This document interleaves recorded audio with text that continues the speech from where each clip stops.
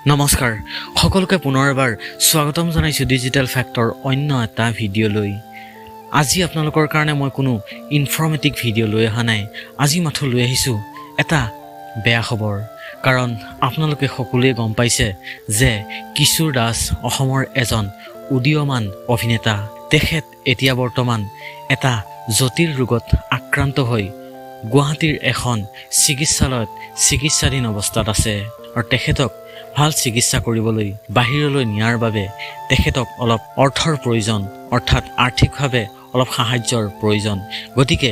আপোনালোকে যদি তেখেতক আপোনালোকে অলপ হলেও সহায় কৰিব বিচাৰে তেনেহলে মই মোৰ স্ক্ৰীনত তেখেতৰ account number PhonePe Google pay number আপোনালোকক স্ক্ৰীনত দি দিছো আৰু তেখেতক যিমান পাৰে আপোনাৰ খাদ্য অনুসাৰে 5 টকা 10 টকা যি পাৰে আপোনালোকে তেখেতক সহায় কৰিব পাৰে আৰু সকলোৰে বাবে এটা ভাল খবৰ আছে যে আমাৰ অসমৰ মুখ্যমন্ত্ৰী পুঁজিৰ পৰাও তেখেতৰ বাবে 2.5 লাখ টকা চেক প্ৰদান কৰিছে আৰু আমাৰ মৰমৰ সাৰ্থক জুবিন দায়ো তেখেতৰ বাবে সহায় কৰিম বুলি কথা দিছে আৰু আপোনালোকেও যিমান পাৰে তেখেতক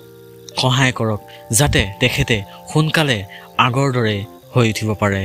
আৰু আপোনালোকে এই ভিডিঅ'টো যিমান পাৰে শ্বেয়াৰ কৰি দিব কাৰণ সকলোৱে কথাটো যাতে গম পায় আৰু সকলোৱে যাতে তেখেতক সহায় কৰে আৰু তেখেত আমি আমাৰ চেনেলৰ তৰফৰ পৰাও তেখেতৰ বাবে আশীৰ্বাদ কৰিছো যাতে তেখেতে অতি সোনকালে আগৰ দৰে হৈ উঠিব পাৰে আৰু আপোনালোকে এই ভিডিঅ'টো প্লিজ সকলোৰে মাজত শ্বেয়াৰ কৰি দিব একেবাৰে নাপাহৰিব